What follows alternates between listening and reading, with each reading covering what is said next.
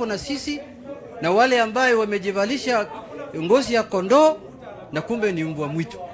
This is a man who has destroyed people's property. This is a man who has, destructed people's lives completely in Nairobi and Mombasa. Just because of one man, just one person. And this man, his greed for power. Hoya guys, welcome back to our YouTube channel. Mambo yameharibika hapa nchini Kenya, especially in Nairobi County. Very early in the morning today, mambo yamechemka. Kumbuka wakati ambapo huyu Albert Ojwang aliweza kuaga dunia, ikaweza kuwa reported. Then yesterday, a group of Gen Zs waliweza kuachiliwa waingie City Mortuary pale Nairobi County, na mambo yalichemka. This is brutality which is not allowed.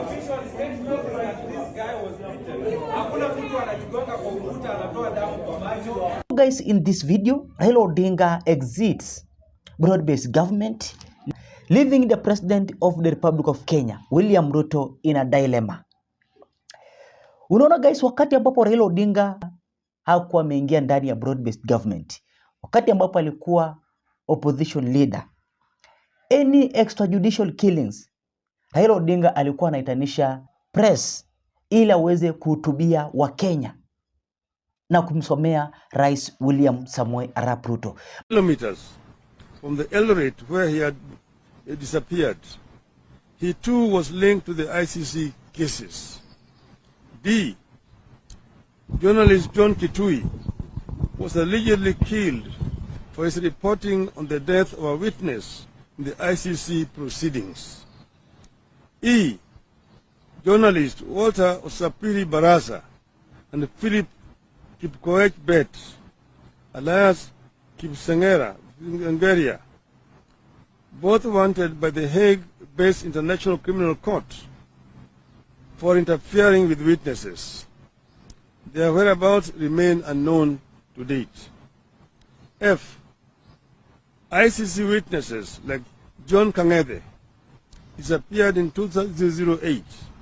George Duo died in 2013. Bernard Kimeli died in 2011. Charles Ndungu Wagacha, Naftali Irungu, Anthony Mwenje, Joroge Gichere, Timothy Mburu Gatira. But this time round, Raila Odinga amenyamaza. Raila Odinga zungumzi anything, na mambo yanachemuka, na Raila Odinga ako ndani ya serikali.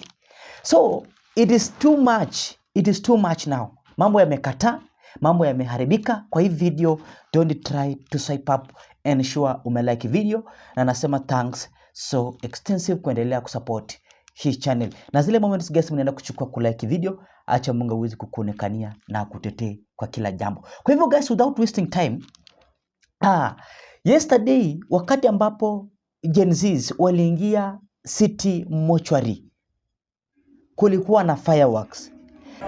This is hazard, this is brutality which is not allowed.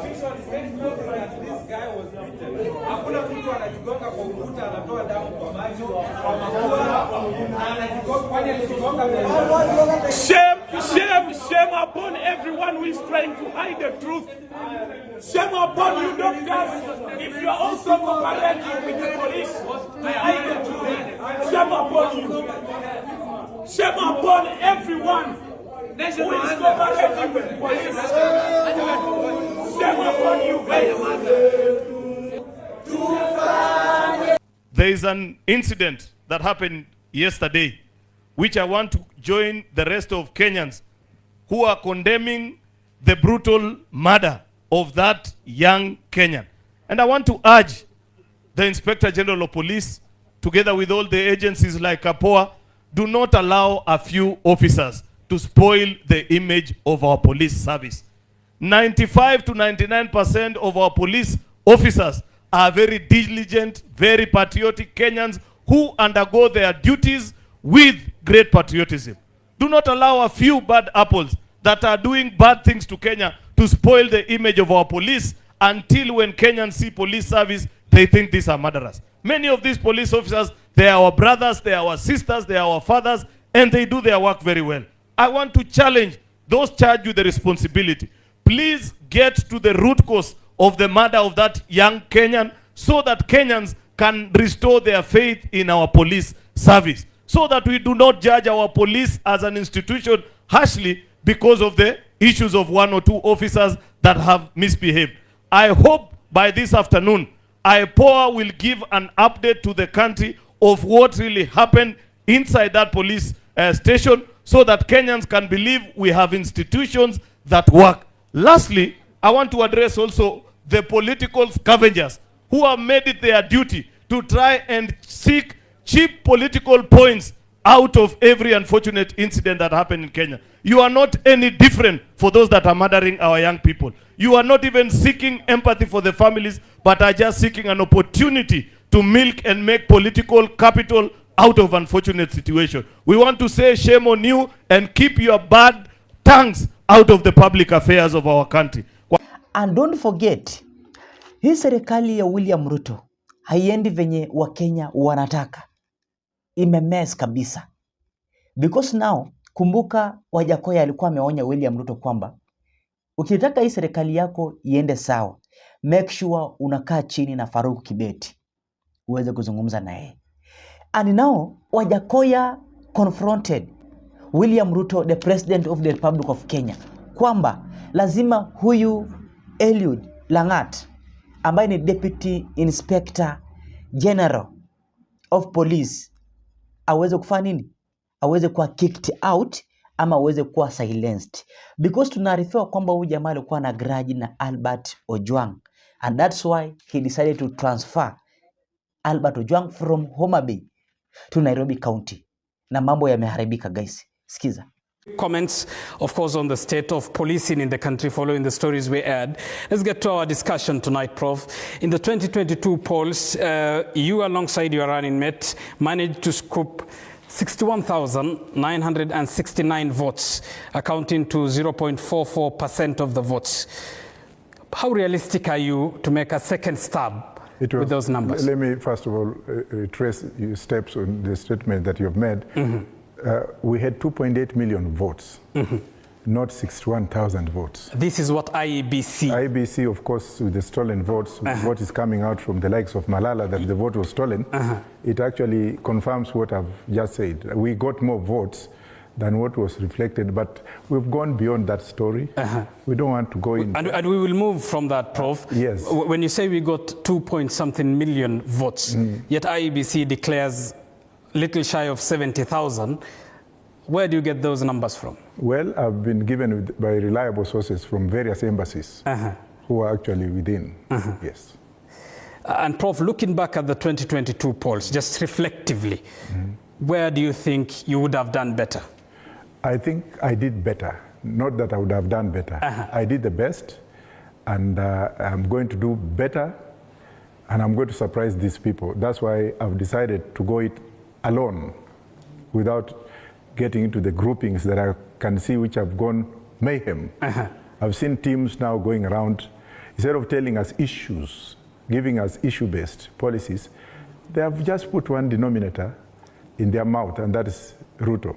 In the morning is Ruto, breakfast Ruto, tea time at 10 Ruto, lunchtime Ruto, but they are not telling us what policies they have and issues that you're going to tackle. That's why I'm going to defeat all of them. And observedly, that team you are making reference to is a team that refers itself to as the People's Opposition. We will come to that, Prof. Post the election, we saw you in several instances and in rallies with Raila Odinga, Stephen Kalonzo Musyoka. You seemingly supported the NADCO process. Did Roots at any point join Azimio then? We have never been members of any affiliation. We are just friends of Azimio.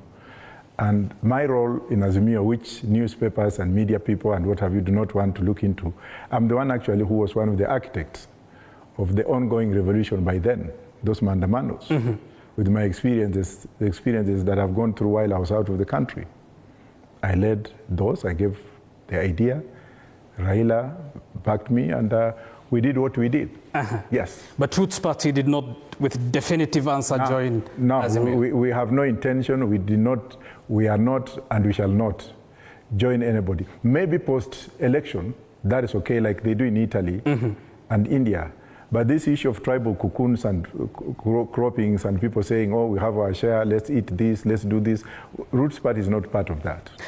Prof, and as a presidential candidate, you are the only one amongst the 4 presidential candidates in the 2022 polls who are not in government. Isaac Mwaura was appointed as the chair of NetFund. Raila Odinga's party has nominated cabinet members who are in government now. The president, of course, was elected in government. Were you at any given point in the last year's government reorganization in broad-based, were you approached by the president or the Kenya Kwanza government? Well, I was approached indirectly by some governors from Rift Valley who came in through the back door, and I think I made that very clear on the media houses, some of the media houses. They came in with the usual mindset of money, the Moi era kind of standardization. They thought I was just some kind of buffoon who would be foolishly be pushed around. For example, they said they were going to offer me a cabinet secretary. And then before that, another governor calls me and says, oh, we shall send you a helicopter to come to Bomet. We have a project we want you to see. Another governor calls me and says, no. We are also going to give you a piece of land in Masai Mara. They said 150 acres. And even though I cannot satisfy that they were genuine governors, but the numbers later on I found out that they were. So once I saw that, I approached my friends and I asked them, what is all this? Then I was told, yes, all they are looking for is to have a picture with you. The moment they take you there and you have a picture with so-and-so, they will say Wajakoya has joined. And then they and Prof, were the governors, in your view, doing it out of their own volition, or you read as though they were working on someone's behalf? They were sent, and when they mentioned certain names, I was like, these are the most idiotic human beings on earth. If a person like me, with all this education that I have, with all these networks that I have around the world, how can I get these illiterate people? I'm not saying illiterate per se, but people who went to school without any kind of networking in the world. Do they think that they will just call me and kill my mission and vision in Roots Party, which a lot of people are following, just because they want me to be a cabinet secretary? And then if I become a cabinet secretary, then what do I do now? I start now singing the music. I can see the likes of those who joined recently singing, oh, we are now in broad-based government, we are eating, some of them parading their girlfriends. Come on, that's not me, and I will not be. I'll run again. I'm going to run on principle, and I'm not going to be involved. But if somebody wants to talk to me, if Ruto wants to talk to me, let him pick the phone. Has he talked to you at any instance? No, I only spoke to him when I was telling him about the inequities that are going on recently during a funeral in Nyanza. When I told him, I said, Mr. President, so-and-so is letting your government down, and if you are being advised by this kind of fellows, then you're going nowhere. And I told him in the plain open, it doesn't mean that I hate Ruto. I don't hate him. He is the president of this country. But if he's doing wrong, I point whatever he's doing wrong, and I have no fear. Yes. Prof, observedly again, your attitude towards the Kenya Kwanza broad-based government, and what you say, for instance, when I believe you met RAILA, and this was in a funeral, I suppose, that Baba, if you did not do what you did, this country would have burned. We do not want to burn it. I want you, the president, you said, go tame Farouk and team and tell them to sit down. In your words, Prof, you seem to have a soft spot rather for the broad-based government. Well, it was not that I had a soft spot for broad-based government. I don't like it, we'll never like it. We'll never be part of it. But what I was trying to say is that the people who were dying at that particular time were innocent people. Sons of peasants, sons of people who had been deprived of their economic and political rights, artistic expressions of independence. So I was like, well, these people are killing kids without mercy. If Raila went in to smoothen it down and then came up with a solution of joining, that is him. What I wanted was that to stop at that particular time. It stopped, yes, and then we have to think. It didn't mean that I was trying to tell with an ulterior motive, no. But when Raila joined, that's when my clock stopped. He's my friend, but I'm not joining. And I've made this on several occasions in some of the rallies we have been. Now I can see some people around Raila coming up and saying, it's our time to eat. People are now galvanizing. They are taking their kids in this broad-based government projects. Why would you be begging for projects? Why would we be sending delegates? Same kukuns who have been there from independence, going to State House, tunaenda kutafuta vitu tulete kwetu. Why can't we be like Burkina Faso, where the president stands up and says A, B, C, D? And that's the kind of president I'm going to be. And fair enough, we will come to your agenda, Prof, again in the 2027 conquest. Just on that remarks, you seemingly are not satisfied with people who are around the president. I'm not satisfied. You told the president to tame some of the people. I told him to tame Farouk. I can tell him again to tame Lagat, he's the Deputy Inspector General of Police, to suspend him with immediate effect, tame people like Sudi, tame others, and also Gachagua should also be tamed. Because the way Gachagua's trip is going around, some of them equating Ruto to a dog. In my opinion, that is wrong. We don't want those kind of politics whereby people are now going in. We have to abuse, we have to be tribal, we have to call ourselves cousins. Is that what Kenyans want? No. But that's on the side of Gachagua and team. What about Ruto? Ruto is also not doing what he's supposed to do. Where is the economy going? The country has gone down completely. Are we going to salvage this country? Yes. When I take over the presidency, I'll be a benevolent dictator until things are done right. A professor of law saying he will be a dictator, yes. Quite will be questionable, isn't it? Yes, benevolent dictator. I don't compromise where the majority issue is concerned. When Kenyans say we want this, fine. Like now Nairobi City. Nairobi City is sinking because it was built in the swamp. My proposal is, let's go and open up a new city in Isiolo. Because of Isiolo's proximity to Ethiopia, Somalia, Sudan, and Southern Corridor, we shall expand and then export agricultural produce from the mountain straight to the airport, and boom, and then plan the city. This thing is sinking down. And if I say that, is that wrong? Then I will be a dictator on that one. Parliament will also have to move away from here so that we can maybe take it to Nakuru, so that we can devolve proper devolution, like what Tanzanians have done with the Dodoma, Nigerians have done with Abuja, United States is creating new cities and what have you, so that we can actually urbanize other areas that have been having behind. And the victim and the people who are handling them. And the police must know, not only in this case, the moment they have arrested somebody, handcuffed him, or put him in their car, from that moment on, that person is their responsibility. The welfare of that person is their role. The well-being of that person is their responsibility. Whatever happens to that person, they are answerable. Even if they say the person hit himself in the cell or did something to himself, they still hold responsibility while that person is in custody, whatever custody they are putting in. So there is no escape around this. We expect actions, and on this part, young people are by their nature inquisitive and open to express themselves. A country which does not allow young people to express themselves and to inquire is a dead country. If we say that any young person expressing a different opinion, inquiring on an issue, must be dealt with like that, we have no future for the country. So on this one, we expect serious action. Legal, administrative, and it should also be fast and not delayed. We actually expect the swiftness that we saw when Honorable Ojwang died. If the police are minded to take action, they will. They will know who of them actually caused the death of this young man. So we need that sort of in dealing with this matter. Not only this, and I'm not saying this because I know Kenyans are very nice at being ethnic. Last week I condemned the arrest of this young lady for her views. We cannot be arresting young people.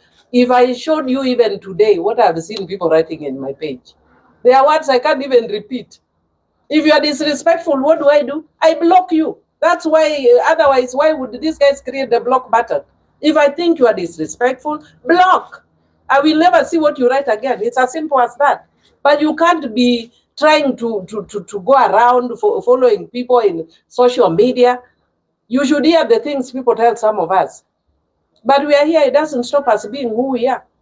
If we listen to what people told us, I'm here serving my 4th term being told weird and strange things, and I'm still here.